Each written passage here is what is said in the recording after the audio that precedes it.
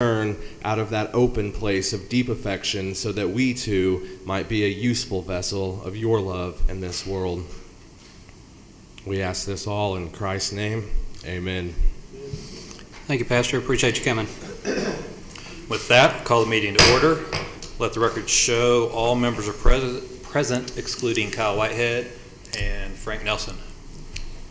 Good evening. This evening we have our spotlight student from Garfield Elementary School, and Mrs. Rader is going to introduce her. Hi, I'd like to introduce Zariah Sanders from Garfield Elementary. She's a 4th grade student. Come on, stand up here so everybody can see. Zariah's parents are Judy Sanders and Kenneth Sanders. Her school activities, she's on the leadership team, and she passes out food bags weekly. She has meetings and she helps out with other things around the building. She's also on the running club. Her community activities include she's on the cheer team for EJRT football called the Raiders, and she plays basketball for the YMCA. Her hobbies, she loves to dance, spend time with her cousins, and go bowling. She plays basketball with her dad, brother, and cousins, and she loves to color. What she is most proud of, that she made straight A's, but the best thing she's proud of is her dad getting out of the hospital and getting himself better for us. Her dad had COVID and has had some lasting effects, and so she's really proud of his progress. Great. All right. If you would please stand, she's going to lead us in our pledges.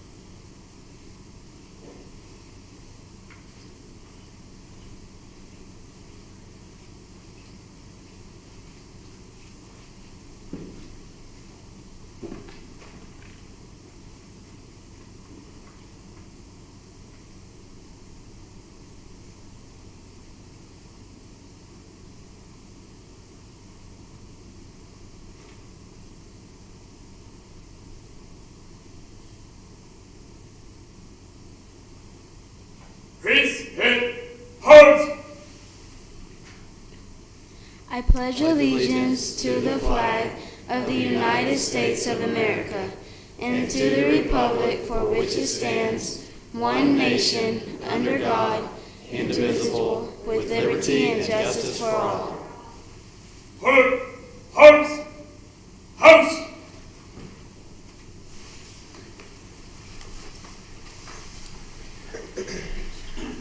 All right, anybody else would like to get a picture, come on down.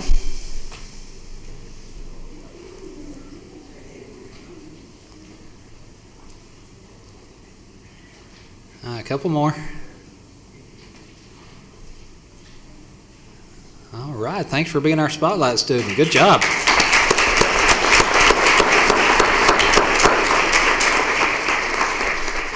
And our secondary spotlight student is from Waller Middle School, and Mr. Rob Mills is going to introduce them.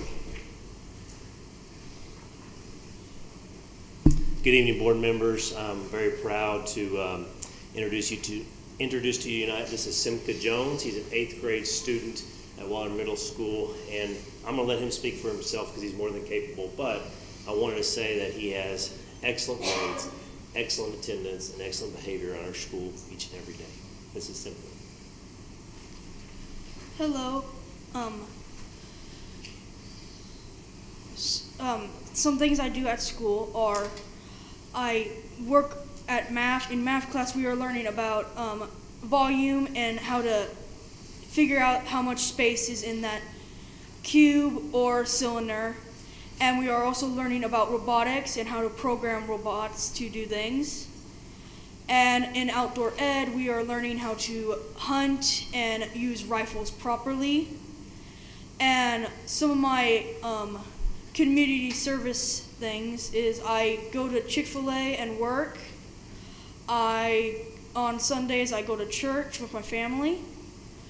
And some hobbies that I like to do while I'm at home is I like to just mainly relax and take care of my cats and watch TV. And I also like to just, relax.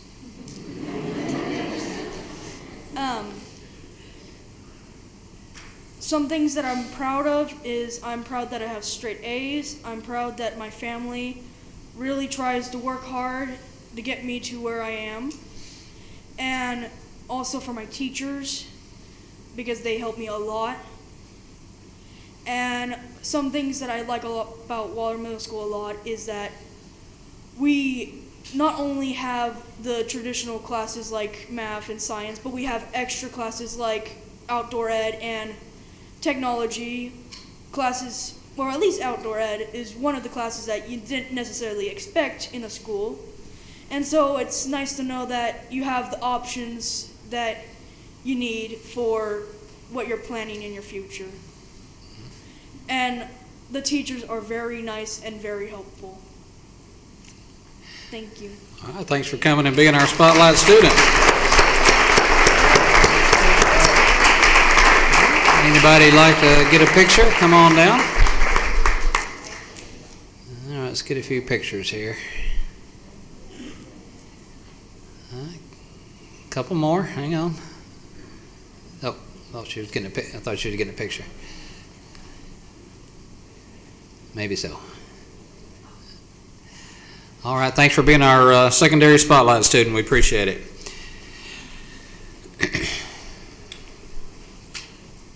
So we had 3 board members that ran for election and or re-election that were unopposed, and so the first item we have tonight is to swear those in officially tonight. And we're going to ask Dr. Robinson to walk us through that and the oaths as well.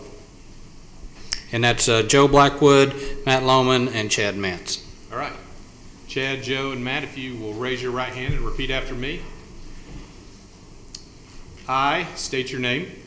I, Matt Lohman, Hereby declare under oath hereby declare under oath that I will faithfully perform the duties of that I will faithfully perform the duties of member of the Board of Education member of the Board of Education of Independent School District Number 57 of Independent School District Number 57 of Garfield County, Oklahoma, of Garfield County, Oklahoma, to the best of my ability, to the best of my ability, and that I will faithfully discharge and that I will faithfully discharge all the duties pertaining to said office all the duties pertaining to said office and support and obey and defend the Constitution and support, obey, and defend the Constitution and the laws of the United States and Oklahoma.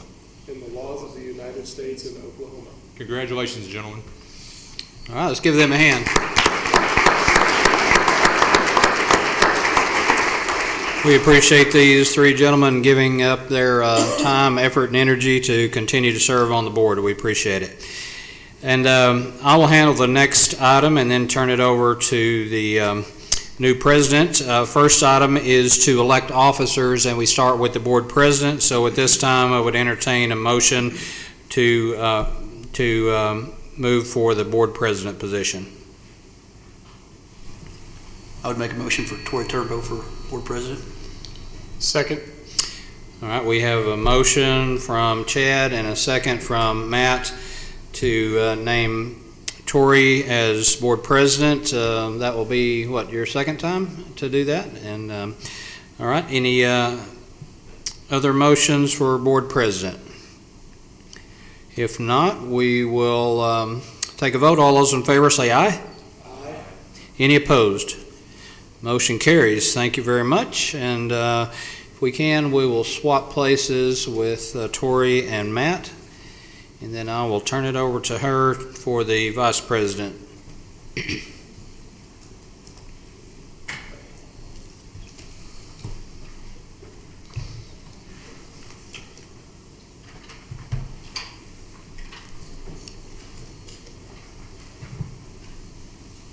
Thank you. Oh. Okay, at this time, I will entertain a motion to appoint a board vice president. Do I have any motions? I nominate Kyle Whitehead as vice president. Second. Okay, so at this time, we have a motion to appoint Kyle Whitehead as board vice president for the next 2 years. Do we have any other motions? All those in favor? Aye. Any opposed? So we will place Kyle Whitehead. All right. Appreciate both Tori and Kyle's willingness to serve in those leadership roles. Okay, we will move on to appointment of other officers. First would be Board Clerk, Dr. Sam Robinson. Do we have to Yeah, I have a think motion? we, Tori, I think we can take all those We in can one appoint motion the if you whole just want to Okay. list So, those out. Go ahead. Appointment of the following positions: Board Clerk, Dr. Sam Robinson; Encumbrance Clerk, Dr. Sam Robinson; Minutes Clerk, Dr. Sam Robinson; Assistant Minutes Clerks, 1 being Pam Schmidt and 2 Robbie Goodwin; Treasurer Jenny Miller; Assistant Treasurer Lynette Rice, and that's it. Okay, so I will take a motion. Second. Motion by Joe, second by Matt. Any discussion? All those in favor? Aye. Any opposed? All right. Moving on to the next section of recognitions, I will turn it over to Mrs. Johnson. Thank you. Tonight we want to recognize Longfellow Middle School. If Mr. Mitchell and any of his staff that is present would come forward, we want to recognize them and congratulate them on being named a Great Expectations Model School. Which is,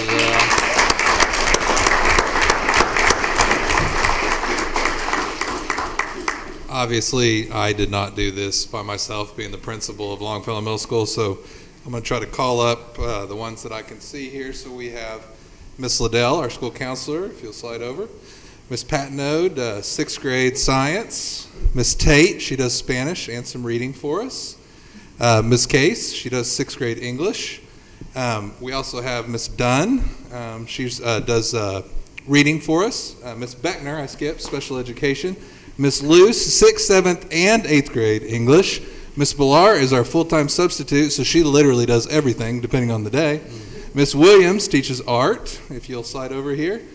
We have Miss Smith and her little baby, so come on in, that's what it's all about. Of course, my assistant principal, who I dump on all the time, Miss Heathman. And I think all of us would agree that we would not be here without Miss Kim Britton, who has helped out tremendously, our instructional coach.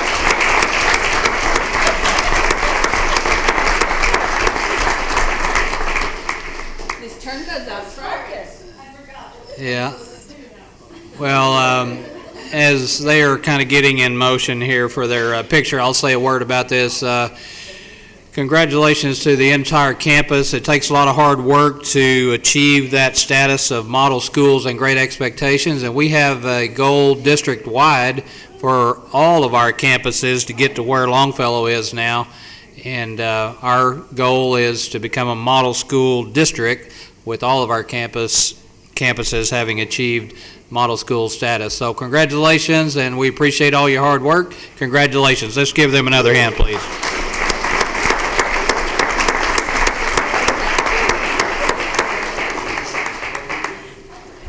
Our next recognition tonight is our own coach, Rashaan Woods. If Rashaan would come and join Tori up here. We want to recognize Rashaan for being named into the OSU Athletics Hall of Honor, the class of 2022.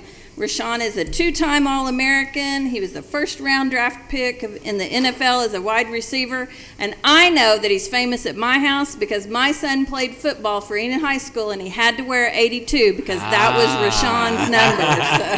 So. Well, Coach, step up there to the mic, and for those that might not know what all that Hall of Honor entails, well, tell us a little bit about it, and then are you comfortable sharing what you shared with me earlier about what may be upcoming, or you want to wait on that? Okay, all right. Well, tell everybody about the Hall of Honor. Yeah, the Hall of Honor is similar to a Hall of Fame deal just for Oklahoma State athletics. And so it encompasses coaches, former players, and so on and so forth. And so it has been continued. Therefore, maybe 8 years or so, they didn't do any nominations, and they started that back up this year. And I was a first ballot Hall of Honoree, I guess. Yeah. So Wow. a tremendous deal for me as I get older and see my kids and realize the impact that I had and the fun that I had at Oklahoma State.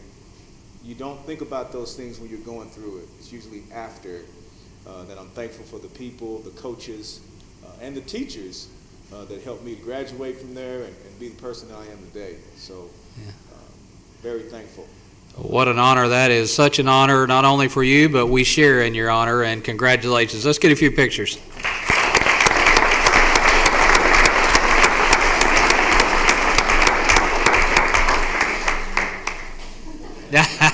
There you go.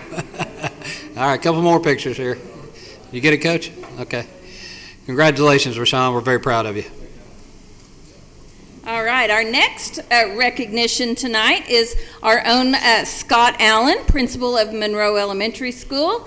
If he'll come down, he has been named to the Oklahoma Foundation of Excellence. He's been named a Medal for Excellence winning educator in elementary and secondary administration, and we are proud of Mr. Allen. Yeah. You want to say something? Want to say a few words, Scott? You just want to take the picture. Thank you. Short and sweet. Yeah, we got a long agenda. Congratulations.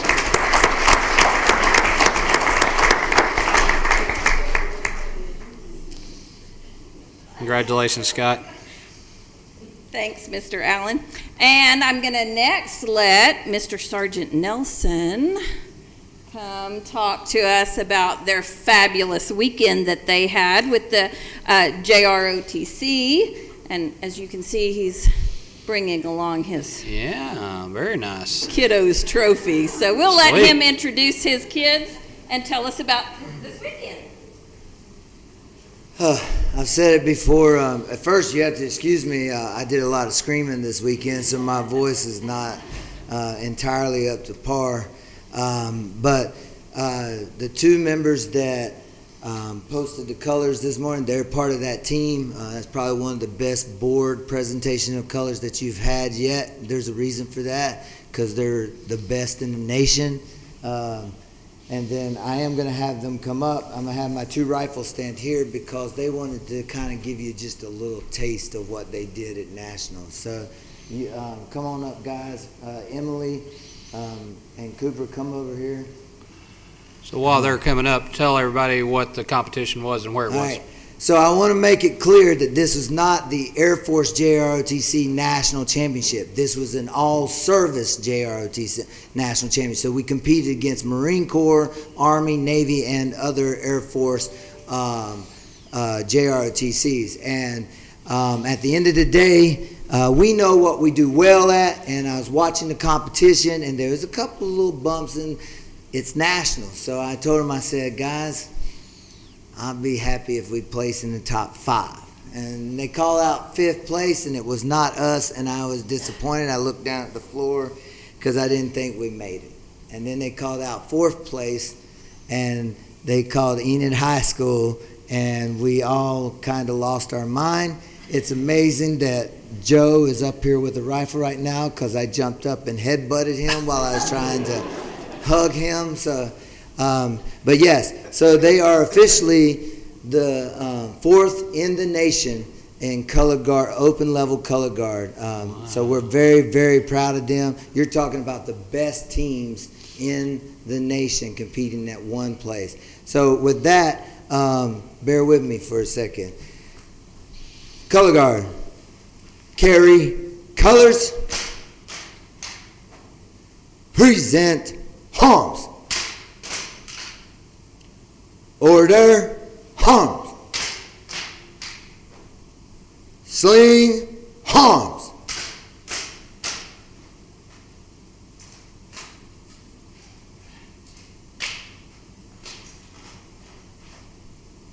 Unsling, arms.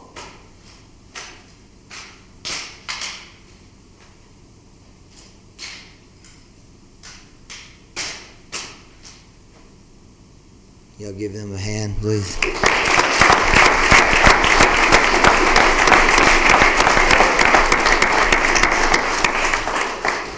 I truly believe that there's none better than those two guys, and it's really amazing because some of the things that they learned, they only had a couple of weeks because we would find out as we go. We'd never been to nationals that there's things that we were doing that weren't write according to nationals. So we had to change our technique, and they stepped up and practiced on weekends. They came in when all the other students at Enid High were off because we had a professional development day. They came in and were still practicing and everything. So tremendous dedication. They do have a couple of requests. So if you would take out your pen, Dr. Floyd. You're going to need to submit that in triplicate, sir. We'll take it under advisement in due time. They want a trophy case outside ROTC. Yes, respectfully request a trophy case outside of AFJROTC room so that everyone can see their accomplishments. Yeah, absolutely. So yes, we're very proud of them, and if that could happen, we would love it. If not, I bet we can might make that happen. build one day.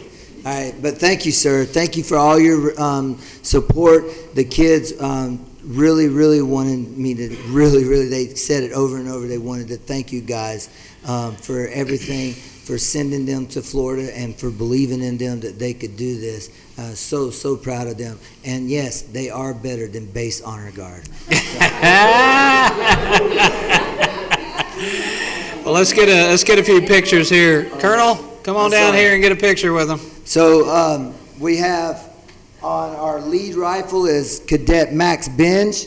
Our rear rifle is Cadet Joe Bamberg, and he is a senior. Our only sophomore is Cadet Emily Roach, and our commander, who got complimented by the head judge and said he was the best commander she's seen all day, is our very own Cadet Cooper Reinhardt. And I forgot that I was going to do this. Colonel and I talked about it, but Emily Roach is going to be promoted to competition color guard commander, and she'll be promoted to rank a second lieutenant. So she had no clue. Nice. All right, let's get a few pictures. Anybody like to get pictures? Come on down. That is quite an accomplishment. All right, just tell them where they need to be there.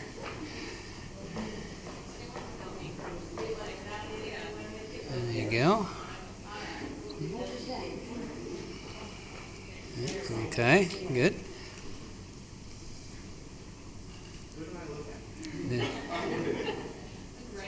All right, hang on. We'll get a few more pictures here. All right, just hang tight.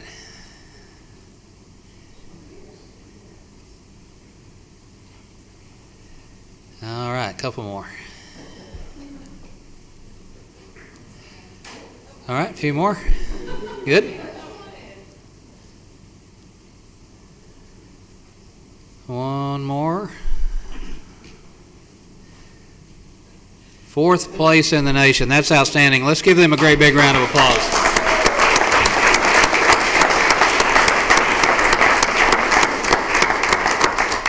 That is fabulous. We are so proud of those students.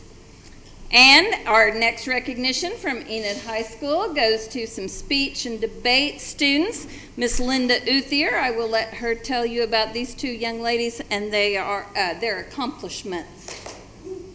Well, we are on our way to nationals, so we'll have to come back in September and tell you that we got third or better. Yeah, sure. Yeah.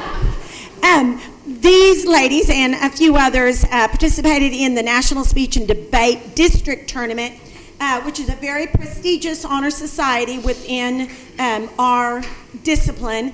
It is you have to be a member of the National Speech and Debate.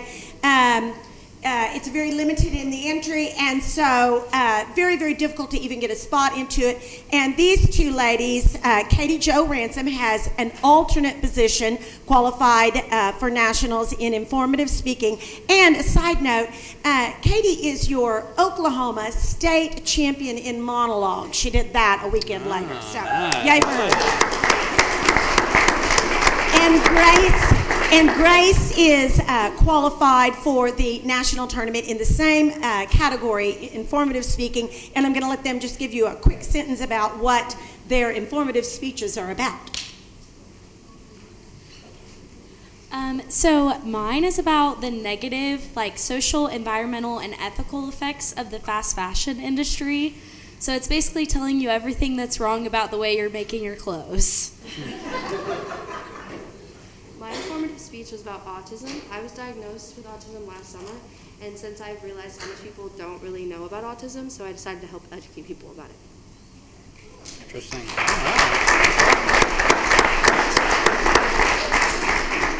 All right, we'll get a few pictures here. Anybody like to take a few? Come on down.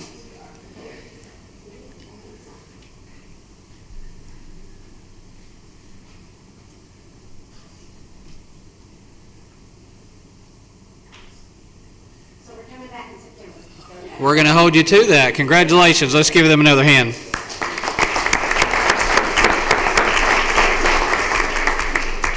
At this time, I'm going to invite Mr. Dudley Darrow to come and introduce our Allen Family Foundation Scholarship recipients and tell us a little bit more about the Allen family. Thanks, Jane. I'd like to briefly mention a few words about the Allen Family Scholarship. It's extremely competitive among Garfield County schools. We compete against other schools such as Chisholm, OBA, Pioneer. As a former high school principal, I can tell you that the Allen Family Scholarship is extremely competitive among seniors. It's a very financially beneficial student. Kids have to have excellent academics, and they can't be in any discipline issues. If they continue after their freshman year, the Allen family will continue to extend that scholarship every year. So potentially, this is not just a one-year scholarship. This is a 4-year scholarship, and it truly, we say this often, but it truly changes families because, again, it's a first-generation scholarship, and so it's truly affecting the family tree and in the livelihood of each student. I think we've got, let me back up just a second. When the Allens first started this, they said they were going to give 4 scholarships out. This year, it's always pretty awesome. When our kids get in front of the Allens family, they just continue to extend the offers. And this year we've actually got 7 winners. So they started with 4. We've got 7 kids here. Of the 7, I've got 6 of them here tonight. Annie Lee could not be here tonight. But guys, if you would, when I call your name, if you can come up here. Victoria Aguirre. Victoria's older brother, Dante, was one of the first winners several years ago, correct? Chris Anesh. Chris? Come on up here, Chris. Thank you. Lacey April. Lucera Delgadillo. Laney Goins. And Jacelyn Phillips. So again, I commend these guys. Not only were they fighting against the other high school students, the other high school seniors, but they're also fighting against other Garfield County kids. This is the best of the best, and I speak on Mr. Liddell and the high school staff. We are very, very, very proud of you guys. Yeah, congratulations.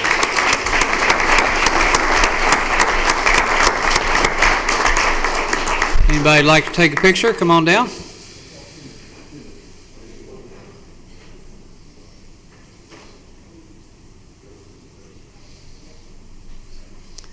All right, just hang tight. We got a few more.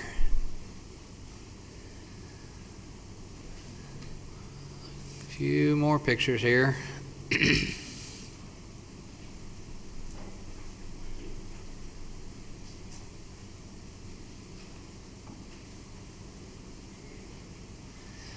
Congratulations to all of you. Best wishes.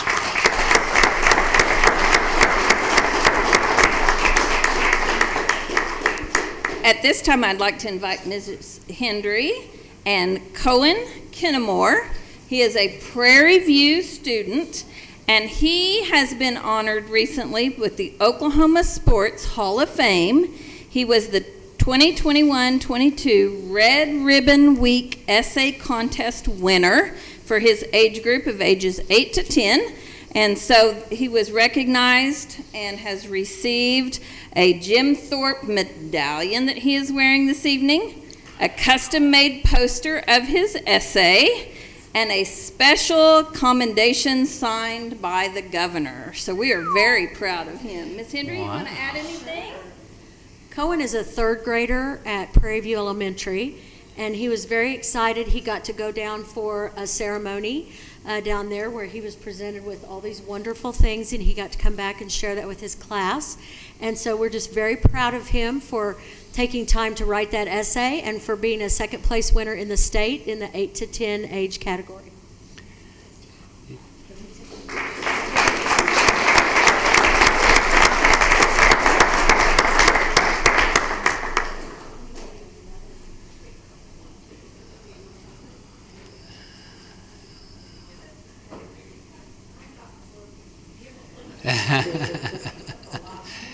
All right, hang on. A few more pictures.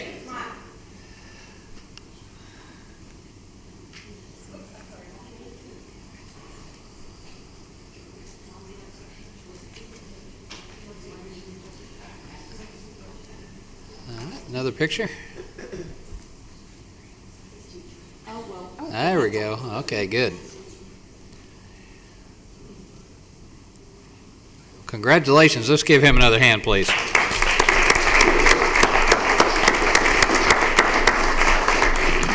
And our last recognition for the evening, I'm going to let Sergeant Nelson talk about this young man who's been up here in front of the board a couple of other times. But Cooper Reinhardt, very proud of this young man. He has been accepted into the United States Air Force Academy. Wow. Actually,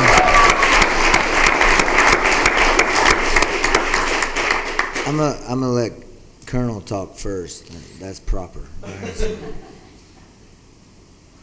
Well, Cooper's one of the what Sergeant Nelson and I would call our first babies. He was a freshman the first year that we were together with the program, and even from then we could tell he was going places, and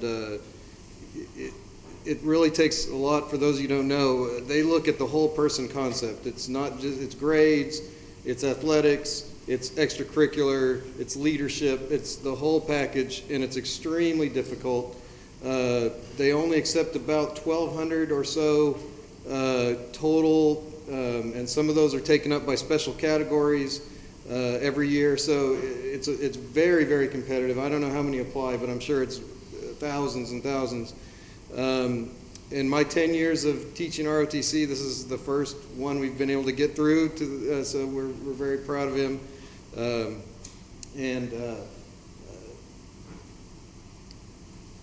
I did want to jump back because I should have done this sooner, but I did want to recognize, without taking away from Cooper, but he'll be sure to, I know he's going to be nodding his head. The four that were up here wouldn't have been there without Sergeant Nelson, because he's the one who was there every day at practice. You don't realize he watched tons of videos and was giving them, of other teams that have won in the past, and was giving them techniques and stuff. So I just wanted to mention that because I didn't get a chance to do that before, but I want to recognize him as well. But and I know Cooper would appreciate that too. But Sergeant, why don't you come tell a little bit more about Cooper? So yeah, he was one of our babies. Came in as a freshman. This is really awesome. He knew what he wanted and where he was going. He said, "Sarge, I want to go to Air Force Academy." I said, "Well, we better start now." And he stepped up to the plate in every way imaginable. I tell these cadets all the time, if they do what I say, I know this sounds funny, but I'm like, if you do what I say, you'll win.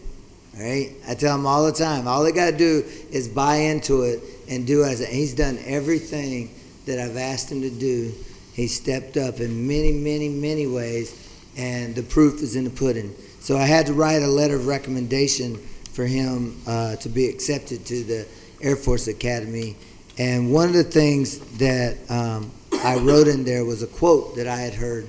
I heard that a lot of people say the sky's the limit, right? We've all heard that, right? The sky's the limit. But there are a few people that say, no, the sky's not the limit. I want to walk on the moon. And Cooper Reinhardt is a moonwalker.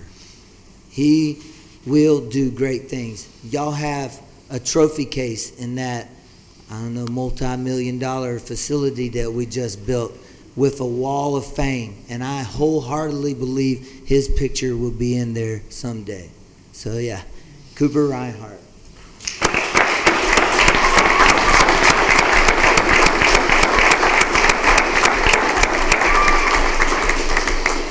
Cooper, would you like to say anything? If I can say thank you to my family, everyone else that's kind of been here with me on this journey. Thank you to the school board for everything you've given me the ability and opportunity to do. For one, we about lost this ROTC unit, and I think this has really been my most prominent thing that has given me the ability to go there. So thank you for everything you all have done to help with that. Thank you for giving us the opportunity to go to nationals, for all the support. Being on that on that superintendent's advisory committee for the state, it really shows how much of a public schools just outlier that we are and how good Enid has it. I hear all those other kids, all they are doing is whining about, oh, we have this problem, this problem. Enid doesn't have those problems. Enid stands among the rest, and I'm just very thankful for every opportunity you've given me, for every opportunity you've given my friends, and just you guys will allow us to do so many great things. Well, to get into the Air Force Academy is an outstanding accomplishment, and to signify that, I believe Colonel has a presentation for you before you step back and get some pictures. Cooper, have you received a coin before? Yes, sir. So I will tell you there's two things that I want you to know that go along with this coin. One, we give a coin to recognize excellence, and selection to go to the Air Force Academy definitely meets that bar. The second thing, and sometimes it isn't said, is the hope is that at some point, maybe 2-3 decades down the line, you're sitting in a place and you recognize that excellence on the part of somebody else. So congratulations. Well deserved.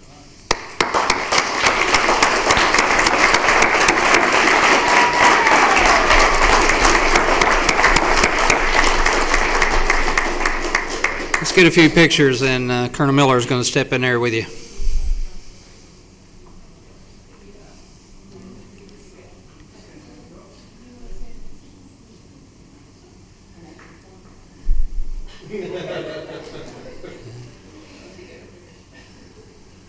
Let's get a few more. Hang on. One of my Hayes babies. Oh, okay. Yeah. What an outstanding accomplishment, and you make us all very, very proud. Good luck at the Air Force Academy. Let's give him one more hand.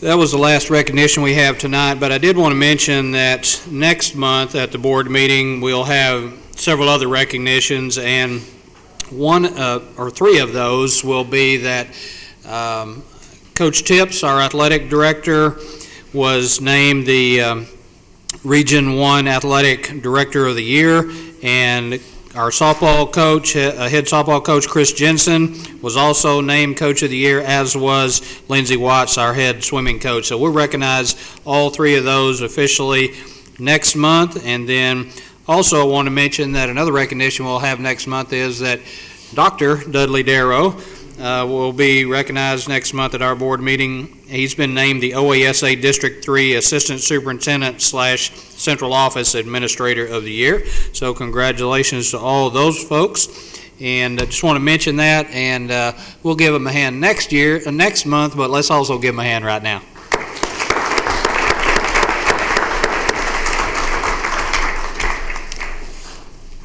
Okay, moving forward, and we'll try to work out the kinks. I haven't done it in a while. It's like riding a bicycle. You'll be fine. Yeah. You would think. Okay, so next we have audience to visitors, and we do have one individual signed up. Is Mr. Robert Fisher present? Okay, you may step forward, please. Only if we had a bunch. Good evening. Thank you for the opportunity to speak. I'm not real sure of protocols and decorum. Yeah, less than 5 minutes, basically. I'll do my best. I didn't see this on the agenda, so I wanted to make sure that you all were aware of the changes going on and this wasn't some rogue actions by a director. First, my name is Robert Fisher, retired Sergeant First Class out of the Army, father of twin boys, Brennan and Braden. They're 8 years old. They attend Glenwood. Braden was actually just made Student of the Month. My other son, Brennan, is in the special needs program there at Glenwood. When we first started our journey on with Brennan and his special needs, he was in Prairie View along with his brother. We had a lot of difficulties implementing his IEP. We met with a lot of resistance under the previous administration on what we could do, what we couldn't do. I spent a lot of time reading the different regulations about disabled children, IEPs, how the schools are supposed to support them, what can be done. So I may be known to some of y'all because I don't take no for an answer when I can find a reason that it says in paper that you have to do it. So Brennan has been on IEP since kindergarten. COVID hit, they got quarantined. When he went back, he was in Prairie View still. We didn't find out until later that my son spent only 5 to 10% of the time in his classroom with his peers. Otherwise, he spent 90% of his school day in a room alone with an aide. The aide was not given instructions on what to teach him, nor was she given any instructional materials, but she actually went out and bought materials of her own to try to teach him as much as she could. Through the course of that year after COVID, we had him evaluated for autism. The school psychologist found that he has some symptoms of autism, but they still want to classify him as an intellectually delayed. And then it was recommended that we send him to the program at Glenwood because Glenwood had a well-established program, a smaller class where he could receive special one-on-one attention, and they had aides as well. We had a lot of apprehension about that. We went over and met with Mr. Rainey, met the teacher, Mrs. Gober, and we almost immediately saw a change in Brennan's behavior. Whereas he didn't want to go to school, now we have to fight with him daily on the weekends that no, you can't go to school till Monday. You have to wait. And he tells us every day, make lunch? No, we got to wait. You have to stay home. Also, within the first 2 days, Ms. Gober reported back to us that he was doing things that the previous school had stated he wasn't able to do. They couldn't get him to use an iPad. They couldn't get him to recognize letters, all these things. But within 2 days, he was already doing those things. This year, there was a letter sent out to parents, and we noticed that all the parents were getting these letters. We were kind of curious as to what was going on because we hadn't received a letter. I tried to get a hold of you, Mr. Superintendent. You directed me to the Director of Special Services contacted me to try to address the issue. She told me that we didn't get a letter because that's Brennan's home school is Glenwood now, so he's going to stay there. But all the other parents received a letter stating that they were going to be moved back to their home districts, back to their original schools. So in my conversation with Ms. Graddick, I asked her a couple things. Well, what does this mean for Brennan? And she said essentially that nothing's going to change. Okay? I said, well, is his teacher one? And she said there are 3 special ed teachers there at Glenwood that would be taking over and providing those services. And I said, well, is his current teacher one of those 3, if you can even answer that? And she said, no, she's not. And I said, well, can I ask why? And she told me that unfortunately Ms. Gober has some personal issues and she had submitted her letter of resignation. A day or so later, I spoke with Mr. Rainey, the principal, and he said that that's not really the case because currently the plan is that that classroom will be disassembled, essentially, that those teachers are going to be put in different places and Brennan will not have any peers, that he will be the only special needs student left from that class. So essentially, lots of things are going to change for Brennan. In talking to Mr. Rainey, I said, well, I also was told, and I've heard from other parents, that they were told by Ms. Graddick that Ms. Gober is resigning. And he said, that's not true. She's staying on as far as I know. So I'd already knew that Ms. Gober wasn't resigning before she told me. So I was kind of upset that the Director of Special Services, even though I gave her the opportunity to say, I can't speak to that, still chose to lie about the situation, which is very confusing to me. I've also heard from other parents that they were told that Ms. Gober is going to Garfield or a different school, and none of those are really the case. Ms. Gober wants to stay at Glenwood to carry on with the program. Also, there was the article that came out in the newspaper. I'm sorry, I forgot about that. And it kind of said the same thing. Nothing's going to change. That they want to send these children back to their home schools so they can be with their siblings. Well, I know that it's board policy that if a child transfers, that their siblings are allowed to transfer with them. So you're not really changing anything, moving these kids back to their home school, other than disrupting everything they've known. Specifically in the article, it mentioned Coolidge and Prairie View as two choices for the sites for these special needs classes. Coolidge and Prairie View currently have no students that are on the IEP program, according to the article. I don't know the actual number personally. But you can't get to that point without it being on purpose. There's always going to be some kid with some sort of special needs somewhere in your school, unless you've made it an environment they don't feel comfortable there. So I completely understand that I have no control over where or what you do with your people, how you structure things, but that is a concern to me, that two schools with 0 special needs students are going to be the focal points for these new classes. There is a lot of people that I've talked to, a lot of parents that transferred away from those school districts for various reasons. So it's not just, they're not just going to Glenwood because it's there. They're going to Glenwood because they didn't feel welcome, or they didn't feel included, or the teachers weren't treating their children correctly at those locations. Brennan, I trust Mr. Rainey to help Brennan, absolutely. He is going to do everything he can to make sure Brennan's a success, and I know that. However, these other children are going to go to schools that I can't see that.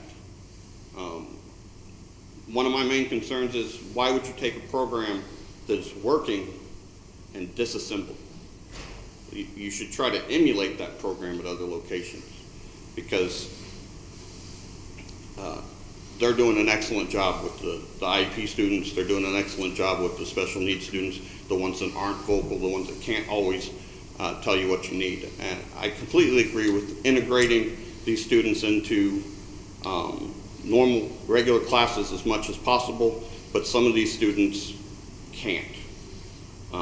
And to try to do that with some of them is going to be a detriment to the students in the classes, the teachers, and logistically, I don't know how it can be accomplished, because I know that at least the 7 students in Brennan's class are going to need aides. And as far as I understand, especially with COVID, it's hard to get teachers. It's even harder to get aides to man those positions. So logistically, how are you going to integrate all the special needs students back into the regular classrooms? I am, as I said earlier, I'm kind of upset that the director lied to me about, and this isn't a personal attack, it's facts that she told me a distruth on purpose, and I will be looking into filing a complaint of some kind.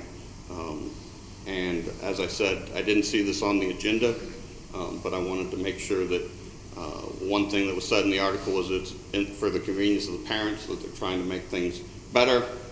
It's not making it better. And I'm highly concerned about Brennan, but I'm also concerned about all the other students.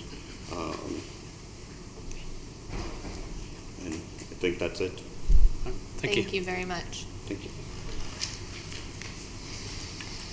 Moving on, we have the superintendent's report. I know how to do this. All right, I've got several items I want to run through here with you tonight. First is that April is designated as the month of the military child, and it's also sometimes called Purple Up or Purple Star Month, but I want to read a couple of paragraphs here about that. The Military Interstate Children's Compact Commission was one of the organizations behind designating April as Purple Up for Military Kids Month. And a survey was released from the Military Child Education Coalition reporting that an estimated 1.65 million military-connected children are enrolled in our schools in the United States and abroad. Former U.S. Secretary of Defense Caspar Weinberger first designated April as the month of the military child, acknowledging the significant role that military-connected students play in our communities. In 2011, the University of New Hampshire Cooperative Extension Military Youth and Family Program started the Purple Up for Military Kids program as a way for communities to thank military children for their strength and sacrifice. And we wanted to be a part of that. Obviously, we got Vance Air Force Base right here in our backyard.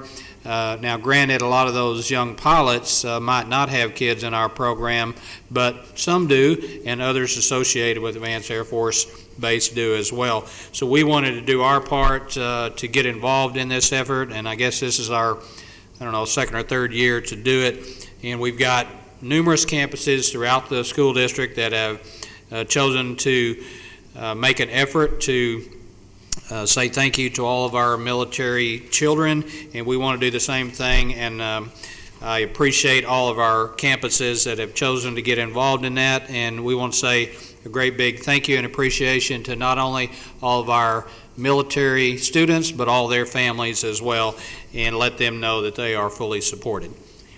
Next is the Strategic Plan Committee Chair Report, and this is our last one for the year, and it's on community partnerships, and that committee is chaired by Jane Johnson, Jennifer Fields, and Chris Smith. And board members, you have a one-page handout there at your place that they're going to walk us through.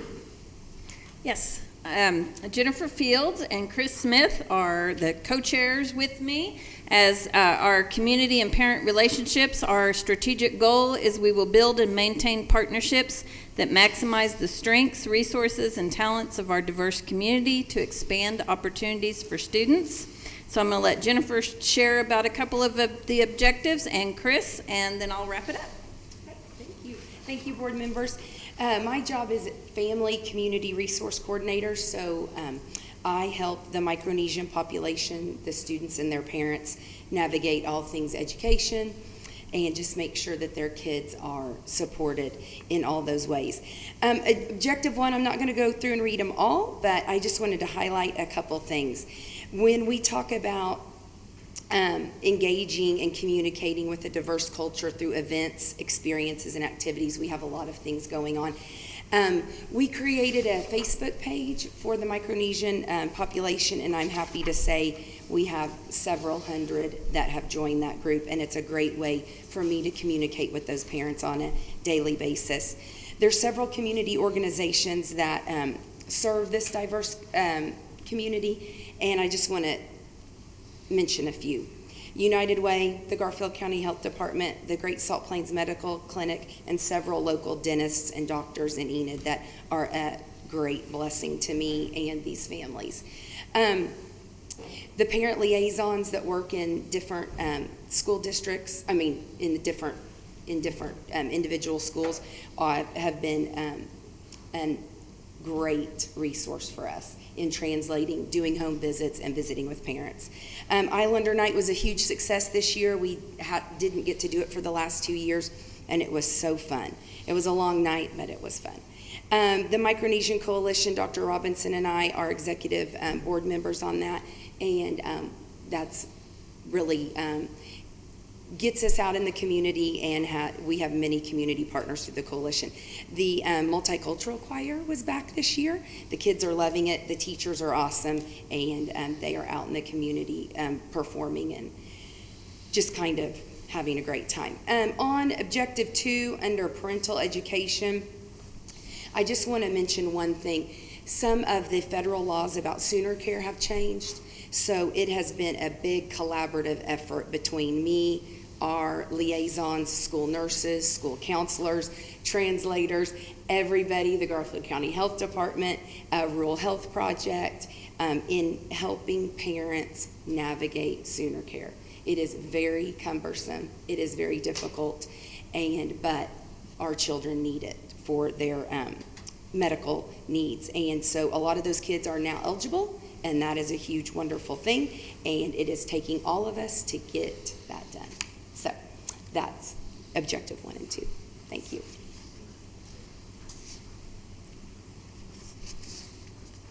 Well, I'm excited that I have the best part to tell you, because if you don't know this yet, being a board member, one of the things Enid Public Schools does extraordinarily well is making connections with parents, whether it's education or it's engagement. And so I want to make these black and white words come alive a little bit with color. Just recently, Coolidge had a family resource fair. We have parents that need those connections to be successful as parents, and so this was a wonderful step forward that Coolidge did to engage the parents and give them connections where they can go to find the things that they need to make sure that their children are ready for school. We also were very fortunate to have early childhood demonstrations showing parents what we're teaching children and how we're teaching children. Because once parents know that, then they can be partners with us. And I will tell you, we do a much better job teaching children when the parents are a part of that. So this was a wonderful thing. And then we always have on here Title I Family Nights. And what does that mean? Well, Title I Family Nights are really a way of bringing parents into the school and doing something fun. And so I called around and said, what are some of the themes that you've used? And it's been Carnival and Mardi Gras and trash. I know that sounds strange, but they had a wonderful evening. Cookies with Santa, and of course, math and reading. So if you ever have a chance to go to one of those family nights and see what we're doing and making that connection with parents, I would invite you to do that because it's a fun evening. We're making a very concerted effort to educate parents on the parent portal. And part of the concerted effort is going to dip down into the 4-year-old program because I just added a slide to the new parent 4-year-old meetings telling them how to get onto the parent portal. I was encouraged to do that. So we really want parents to be a part of that parent portal, and we're making a very concerted effort to make that happen. And then I will say we educate at both ends. Enid High School has wonderful informational meetings. They did some why videos. If you don't know what goes on at Enid High, you could know now by watching those videos. Everything you ever wanted to know about how it works. And so they've reached out to the parents with these videos to show them. And then on the other end, as I said, I'm getting ready to do 4-year-old parent meetings to get them on board, the new parents into Enid Public Schools. We're going to touch on topics like sleep and separation and bedtime routines and get those parents on board so that the children can have the very best experience possible. Just a couple more things, and then I'll go. The NBA, if you don't know, has nothing on Enid Public Schools. We have an elementary basketball league that would knock your socks off. They can even win a ring. And I was going to ask Randy to show the ring, but he doesn't happen to be here tonight. Mm-hmm. But if you want parent involvement... They've seen it. Pardon? They've seen the ring. Yeah, it's pretty cool. If you want parent involvement, and you've ever seen parents in a children's sporting event, that's involvement. And so we have extended that out to parents with the elementary basketball league. We have yard signs that go up from all of the schools saying how important their child is. And when you honor a child, you engage the parent, 100%. The last thing I have to share, Dr. Floyd just talked about Purple Up.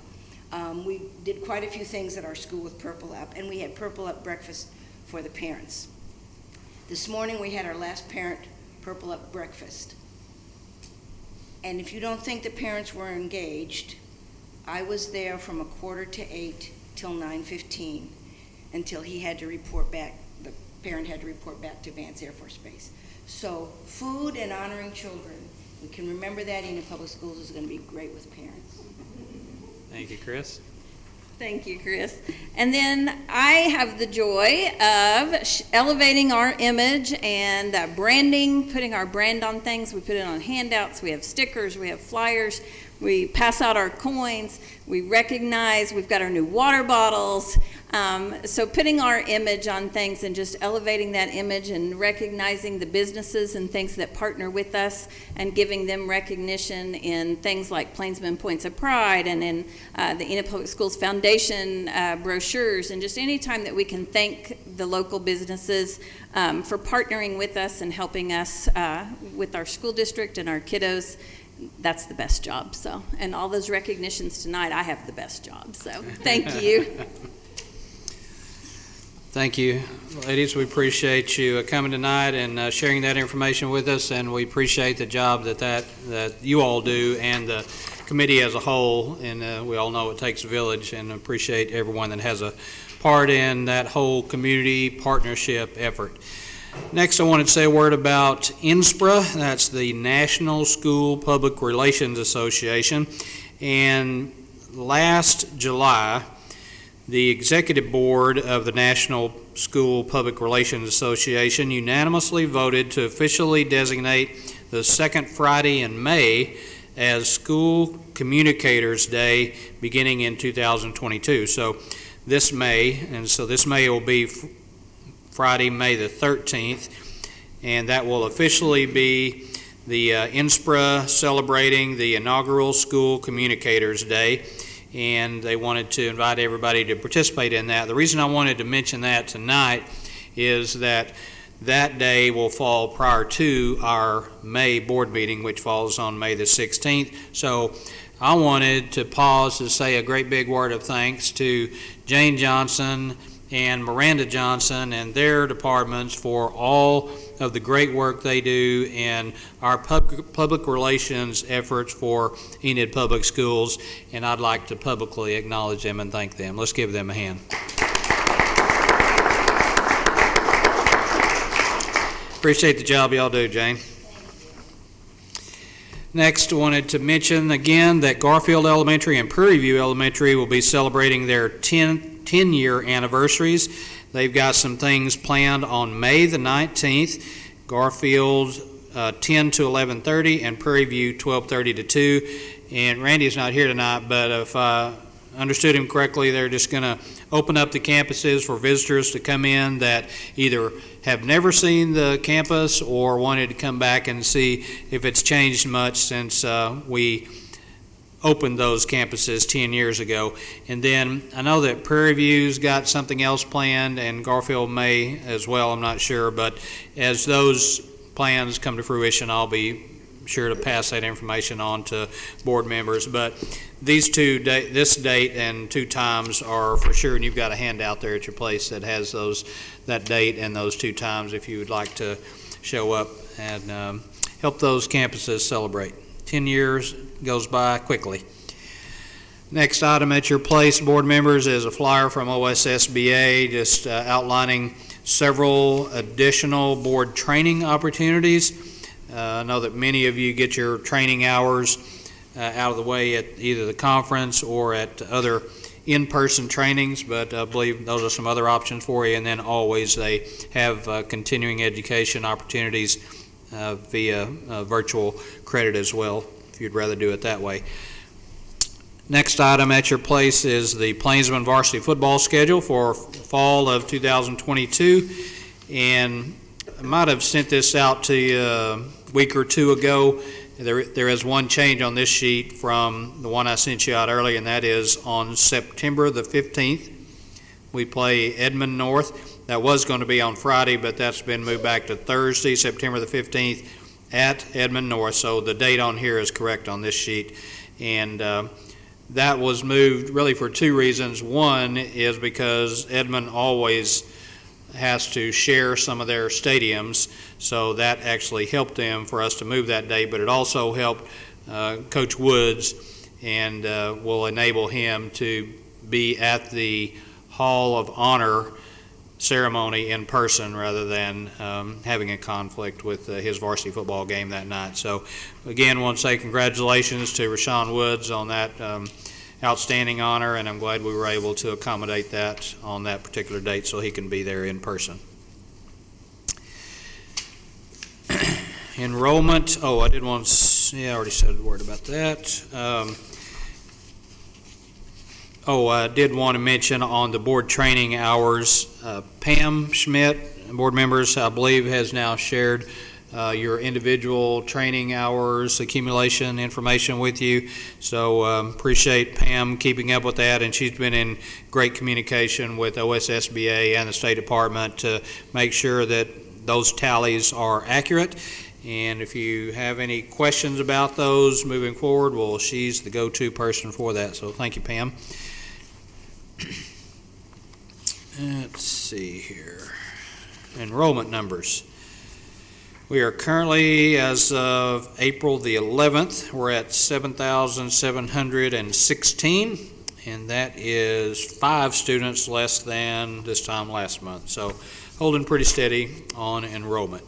Youth and Family Services had their a dinner and shindig last April the 9th, and when some of us attended that, and I believe I've passed this award around, that they presented us with the Knights of Shelter Award, and we appreciate them honoring our school district with that recognition, and they are appreciative of what we do for students both in-house in EPS, but also outside the school district as well. So appreciate them recognizing us for that. Wanted to mention a few dates. Enid, that board members, I wanted to give you these dates just in case you want to put them on your calendar. Enid High School has their prom coming up this Saturday. That's the 23rd. We're back at 81 Ranch like we were a few years ago. It'll be 8 p.m. to 11 p.m. That's part one. Part two is the special ed prom, that when we had it at Stride Center, they had a facility where we could do the special ed prom upstairs and the other one downstairs. 81 Ranch does not have the facilities to allow that, so the special ed prom is a week later on Saturday, April the 30th, and that will be at the New Enid High School Gym's VIP room, so should be a great facility for that as well. Next is a reminder about our Enid Public School Foundation's event that comes up Monday, April the 25th, a week from tonight, also at the Enid High School Gym, 5 to 8 p.m. Everyone's welcome to join us for that. It's a great opportunity to see kids perform musically and in other ways. It's also a fundraiser for the foundation. Be some good food and activities to participate in. Mayfete was scheduled for May the 3rd, but our soccer team, our boys soccer team, has qualified for the playoffs. That conflicts with that date, as has our golf team, and that conflicts with that date as well. So now we are down to the fourth option that we had listed there. So Mayfete is now scheduled for Wednesday, May the 11th at Government Springs Park. And if we get rained out that day, well, then we will go to option 5, which is Sunday, May the 15th in the afternoon as our last alternative. So hopefully we'll get it in one of those 2 days. Wanted to mention that Tri-State Music Contest is scheduled for May 4th through the 6th. And then also in the fall will be the second part of that, will be the marching part of Tri-State. And appreciate all the folks that continue to have a part in Tri-State Music Contest and allow an opportunity for our students and others from surrounding areas to perform. Our final legislative breakfast will be a Zoom meeting, and that is scheduled for May the 13th, 7:30 a.m. You all are welcome to join us for that Zoom meeting with all of our legislators, and that'll be the last one for this legislative session. Lincoln Academy will have their senior recognition on May the 17th, 6 p.m. at the Enid High School Auditorium. Baccalaureate services will be May the 22nd at 6:30 p.m. at the high school auditorium also. Enid High School Senior Awards program is May 23rd at 6:30 p.m. in the high school gym this year. Enid High School Senior Class Day program is scheduled for May 25th at 2 p.m. Enid High School Gym.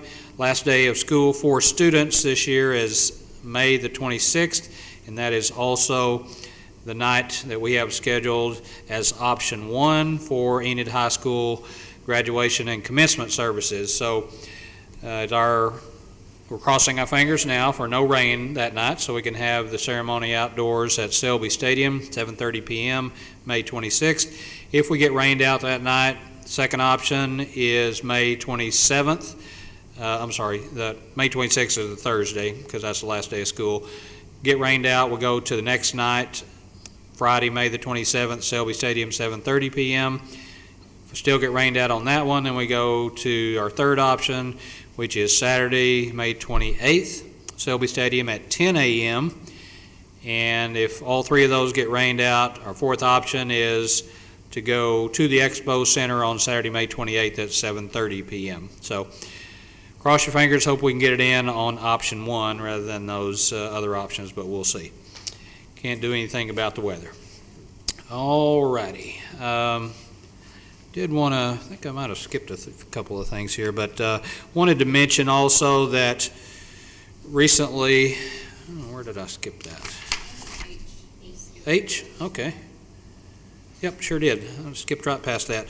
So wanted to mention to board members that Randy Rader and Kristen Jones, Randy is our assistant super for elementary and Kristen is our curriculum director, they accompanied me to the USSA conference, a one-day conference in Sand Springs on April the 7th, and they presented on all of our reading accomplishments and improvements that we've been putting a lot of time, effort, and energy on with our letters training and the science of reading emphasis, and so they did an outstanding job, and everyone that attended that really enjoyed it. So I wanted to say publicly thank them and say a big word of appreciation to everybody that not only them for presenting the results, but also all of our teachers that had a great hand in moving students forward in reading. All right, I believe, let me check to make sure that is all right quick. It's Tri-State I mentioned. I believe that is the extent of my superintendent's report. Thank you. That brings us to item 4, regular business. Discussion, then possible action to approve the following consent agenda items. Which ones can we take, Dr. Robinson? That 1 goes all the way through 11. 1A through 11. 1 through 11. Do I have a motion? Second. A motion by Joe, second by Matt. Any discussion? All those in favor? Aye. Any opposed? And the motion carries. Moving to item 4B, discussion and possible action to approve the district financial report for March 2022. Dr. Robinson? For this month's financial report, collections are still coming in just as expected. Gross production collections have doubled over this time last year. And so while that's good for everything going on this year, it will be a chargeable against us next year. So we are looking to overcollect this year, but then that will be reduced down in state aid as a chargeable in the next year. So just those kind of things, keep in mind where we're at. One of the other things that we did last month is we have started reinvesting in T-bills again. We invested $17 million in a T-bill. It's not quite drawing 1% because of the date of investment, but we took basically $14 million on the general fund, $1.5 million on the building fund, and $1.5 million out of the excess sales tax fund 25 and rolled that in there. But that interest rate is significantly better than anything we've drawn in the last 2 years. So every little bit helps along the way, and the way I look at it, that interest rate, that could help us pay for 2 teachers along the way if we needed to get to that point. So just some things to keep in mind, and again, it's always nice to have that fund balance for those unknown factors, and I appreciate Scott Athene Security Bank for handling those T-bill transactions for us. Very generous of them to do that. So if there's no questions on March's activity, just need a motion to approve. Thank you. Move we approve. A motion by Matt Sampson, a second by Matt Lohman. That's going to be confusing. Okay, any discussion? Did you have a question? Oh, just seconding? Sorry. Okay. Any discussion? Anyone? All those in favor? Aye. Any opposed? And the motion carries. Thank you. Moving on to item C, discussion and possible action to approve Board Resolution 668, approving and affirming a lease purchase agreement and authorizing the execution of the same, designating lease transaction as a qualified tax-exempt obligation, authorizing employment of school district counsel and bond counsel pertaining to financing, and authorizing school district officials to execute any and all necessary documents in connection with the aforementioned transactions for replacement of employee laptops and computers not to exceed $1,100,000 for a term of no more than 4 years, with a financial lender associated with the equipment vendor. Dr. Robinson. Okay, I know it's a mouthful, but it's just to cover all of our bases. Really, this is overkill based on the agreement we have in front of us is with Trifera, who provides our Dell laptops to us, and they're giving us a very generous rate. The total financing on this is going to run us about $21,000 over a 4-year period. to make a payment to them every year for about $271,000. And the reason that financing is going to look like that, they're actually going to give us a $45,000 credit on our Chromebooks that we have a lease purchase with them on that as well. So that's where that kind of comes in at. Just know that this is actually on the replacement of our teacher desktops and those teachers that have laptops and staff that have laptops to replace those that have not been replaced. It's been about 10 years since we've replaced teacher desktops. So imagine what your 10-year-old vehicle operates like. A 10-year-old computer is about in the same condition, even though they've been very well maintained and kept up. So it's time to make this move, and hopefully when we start next school year, all those devices are in and ready to go for the start of FY23. And that's when the first payment obligation will actually be made. This is not an FY22 expenditure. The first payment will come due in FY23. So this will run 23 to 27? Yes. Okay. And we have the option to pay off early. That's why it's a no more than 4 year. Okay. Motion to approve. Motion by Matt Lohman. Do I have a second? Second by Joe Blackwood. Any discussion? All those in favor? Aye. Any opposed? The motion carries. Thank you very much. That brings us to item 5, new business. Do we have any? No, ma'am. No new business, which takes us to item 6, reports, items of information, board comments, and/or questions. First, we'll go to Colonel Miller. Yes, ma'am. One thing this month. For those that track such things, next week, Vance Air Force Base is going to be going through an inspection. We talked in October about more readiness-focused inspection, people potentially running around the base with masks and rifles and the like. This is more of a compliance inspection, so it happens a lot more in office environments, but we'll have several dozen inspectors coming from our parent headquarters, Air Education and Training Command, and they will be with us throughout the week. And that's all I have, unless anybody has any questions about it. How was your Channel 9 interview? I never saw it. Did they stream it or what? I gave myself a C+ if we're in an Okay. academic environment. I've been told it was better than C+ work, but it was a good opportunity to highlight what's going on with the aviation program that's just getting started here. So yeah. Did they show it live? I never saw it. No, sir. It is actually streamed. If you go to 9 News Now or Channel 6 News, there's a streaming link. I'll see if I can get that to you so you maybe share it. Yeah, if you want. could send that link to me and then I'll send it to everybody. That'd be great. Appreciate Absolutely. it. Thank you. Yeah. Okay, thank you, Colonel Miller. Any board comments or questions? No? Okay, this brings us to item 7. Our next regular meeting will be May 16th, 2022 at 6 p.m. right here in this room.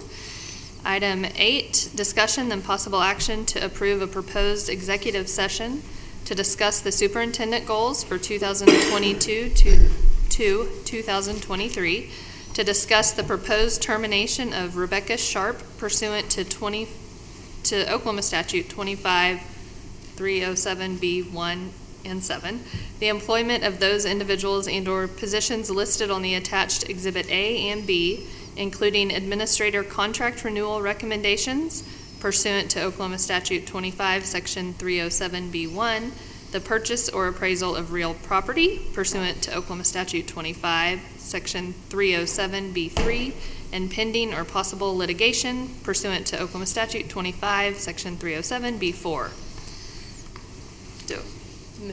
Motion by Joe. Do we have a second? Second. And second by Matt Lohman. Let me get that. Any discussion? All those in favor? Aye. Any opposed? We will go to executive session now. Thank you. Now we've got several folks here that will be on the list for personnel action when we come back out here. So for you all's benefit, let's let the board members get settled back there, and then I've got some chairs set in that hallway, so if you can just have a seat there, and then we'll call you into executive session a few at a time.